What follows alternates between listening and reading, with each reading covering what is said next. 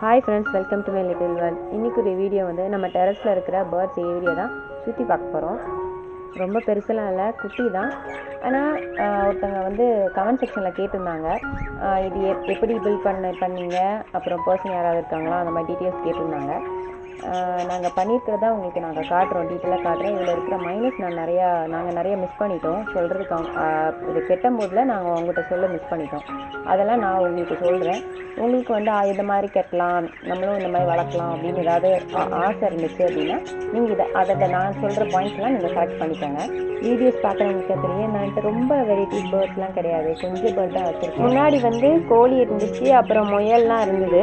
மேலே சும்மா ஒரு 2-3 பேர்டு தான் வச்சுருந்தேன். அதுக்கப்புறம் அதுவே ப்ரீட் ஆகி தான் வந்து கொஞ்சம் பேர்டு இப்போ பேராக பிரித்து வச்சுருக்கேன்.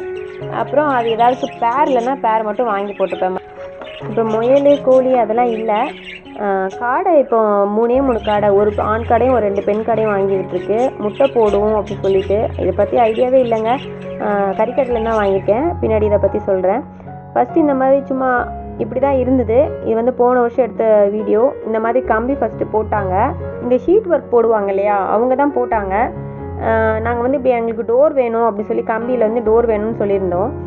கம்பியிலே ஃபுல்லாக க்ளோஸ் பண்ணி உள்ள கோழி ஏதாவதுன்னா விடலாம் அப்படிங்கிற மாதிரி தான் அப்படி சொல்லியிருந்தோம். ஓகேன்னா அவங்களும் நாங்கள் சொன்ன ஐடியா வச்சு தான் பண்ணாங்க. என்ன ஒன்று, இந்த கம்பி வந்து இதை விட ஸ்ட்ராங் கம்மி அவங்க போட்டிருந்துக்கணும். அவங்க நாங்கள் சொல்கிறத வச்சு தான் பண்ணாங்க. மெட்டீரியல்ஸை நான் அவங்களே வாங்கிட்டு வந்துட்டாங்க. இந்த கம்பி வந்து கொஞ்சம் ரொம்ப ஃப்ளெக்சிபிளாக இருக்குது. நீங்கள் யாரும் போடுறீங்கன்னா இந்த கம்பி கண்டிப்பாக யூஸ் பண்ணாதீங்க. இன்னொன்று வந்து வேறு கம்பி, கொஞ்சம் ஸ்ட்ராங்காக இருக்கிற மாதிரி இருக்கிற கம்பி யூஸ் பண்ணுங்கள். கேஜில் வந்து வெயில் நேரத்தில் மார்னிங் ஒரு 11க்கு அப்புறத்துலேருந்து ஃபுல்லாக உள்ள வரைக்கும் வெயில் அடிக்கும். அப்போ நான் வந்து இதில் ஸ்க்ரீன் போடுவேன். இப்போ கொஞ்சம் அடைப்பு மாதிரி மேலே வச்சுருக்கேன் பார்த்தீங்களா. ஆனால் இப்போ மழை நேரம் அப்படிங்கிறதுனால வெயில் வந்து ஒரு 2:30க்கு அப்புறம் உள்ளே வரும், உள்ள வரைக்கும் வரும். ஃபுல்லாக உள்ளே வந்து அந்த ஆப்போசிட்டில் இருக்கிற ஷீட் வரைக்குமே உள்ளே அடிக்கும் வெயில். அதனால் உள்ளே வந்து நாங்கள் கோழி முயல்லாம் வச்சுருக்கும் போல் எந்த ஒரு ஸ்மெல்லுமே இல்லாமல் நல்லாவே இருக்கும், நீட்டாக. நீங்களும் இந்த மாதிரி ஏதாவது பண்ணணும்னு நினச்சிங்கன்னா வெயில் வர்ற மாதிரி இருக்கிற இடத்துல மட்டும் கண்டிப்பாக வைங்க. வெயில் கண்டிப்பாக உள்ளே வரணும், அப்போ தான் ஸ்மெல் வராது. இதெல்லாம் வந்து அப்படி தூக்கிட்டு வர்ற மாதிரி தான் இருக்குது. அந்த பார்த்திங்களா, சைடில் கேப்பு தெரிகிற மாதிரி தான் இருக்கும். பறவை வந்து நிறைய பறந்தும் போயிருக்கு.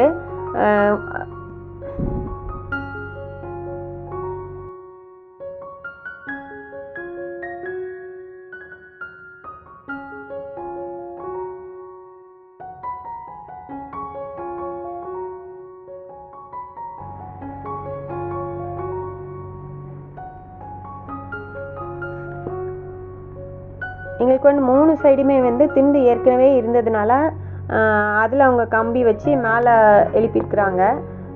கீழே வரைக்கும் எங்களுக்கு ஓப்பன் கிடையாது, திண்டு ஏற்கனவே இருக்குது.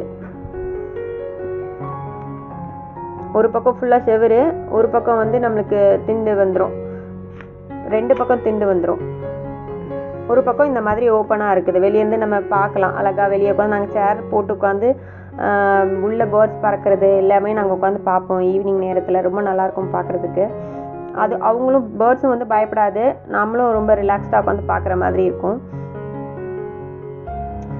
என்ன ஒன்று, சம்டைம்ஸ் இந்த பூனை வந்து இந்த செடிகள் மேலே ஏறி வந்து அப்படியே அசையாமல் உட்காந்துக்குது.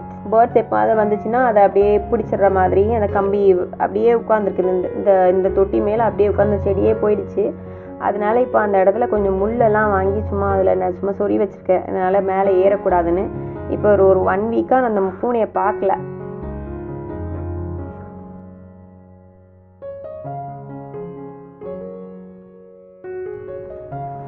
முயல் இருக்கும் போல உள்ள எந்த பிளான்ட்டுமே நான் வைக்கல, ஏன்னா அது எல்லாத்தையும் கடிச்சு சாப்பிடும். இப்போ பேர்ட்ஸ் இருக்கிறதுனால சும்மா இதெல்லாம் இது ஓமவல்லி செடி வச்சுருந்தேன், அதை ஃபுல்லாக கடிச்சு போட்டுருச்சு. அதனால் அதை எடுத்துகிட்டு சும்மா இந்த 2-3 செடி மட்டும் தூக்கி வச்சுருக்கிறேன். ஸ்னேக் பிளான்ட்டையும் கரும்பி தான் வச்சுருக்கு.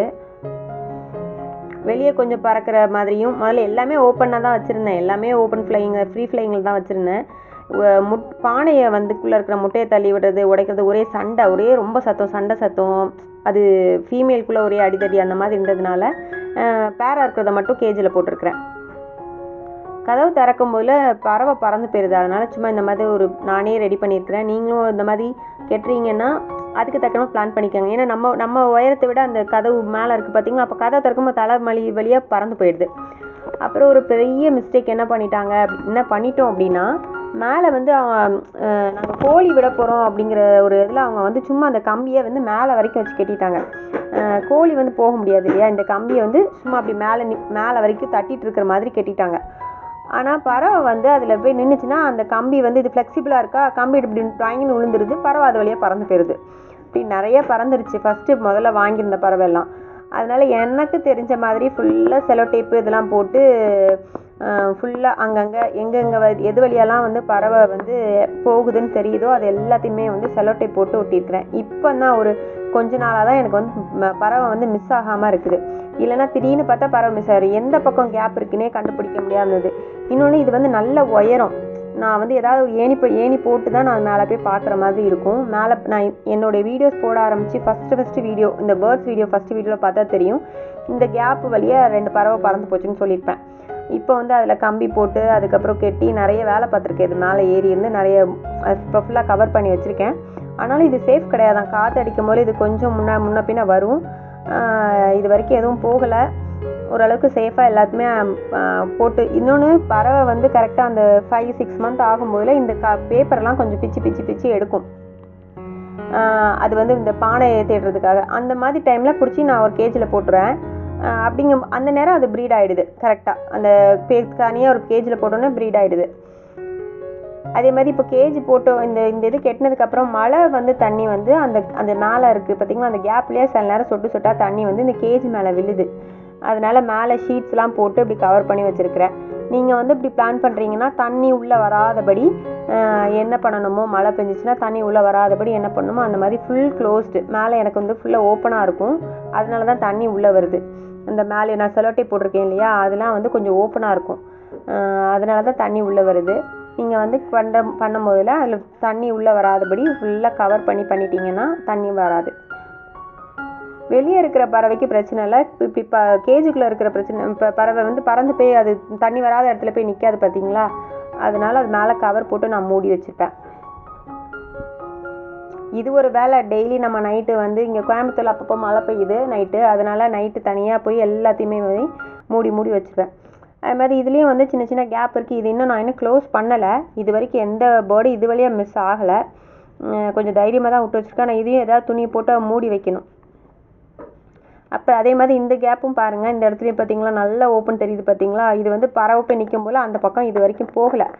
அதனால் இதையும் க்ளோஸ் பண்ணணும், அது மட்டும் இன்னும் பண்ணாமல் வச்சுருக்கிறேன். அந்த கேப்பில் இருந்து இது வரைக்கும் இதுலேயும் ஏதாவது ஒரு யோசிச்சுட்ருக்கேன். எனக்கு வந்து இதை மூடுறதுக்கு வந்து சரியாக அமையலை. அதாவது ஏதாவது ஒரு ஷீட்டை வச்சு அடைச்சி அப்புறம் போடணும், ஃபுல்லாக கவர் பண்ணணும். இந்த மாதிரி நிறைய சின்ன மிஸ்டேக்ஸ் இருக்குது. நீங்களும் இந்த மாதிரி ஏதாவது பண்ணுறீங்க அப்படின்னா இதெல்லாம் நல்லா ஃபுல் கவர் பண்ணிங்கன்னா நல்லா நீட்டாக வரும்.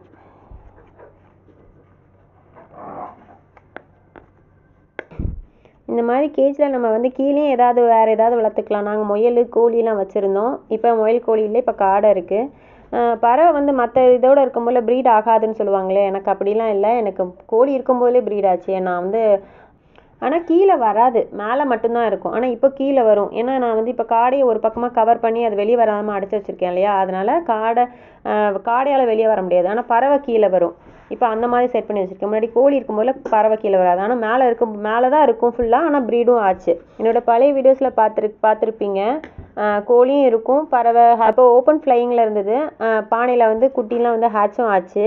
வேறு ஏதாவது டீட்டெயில் வேணால் கமெண்ட் செக்ஷனில் கேளுங்க, சொல்கிறேன். வீடியோ பிடிச்சிருந்தால் லைக் பண்ணுங்கள், ஷேர் பண்ணுங்கள், சப்ஸ்கிரைப் பண்ண மாதிரி தாங்க. Thank you so much.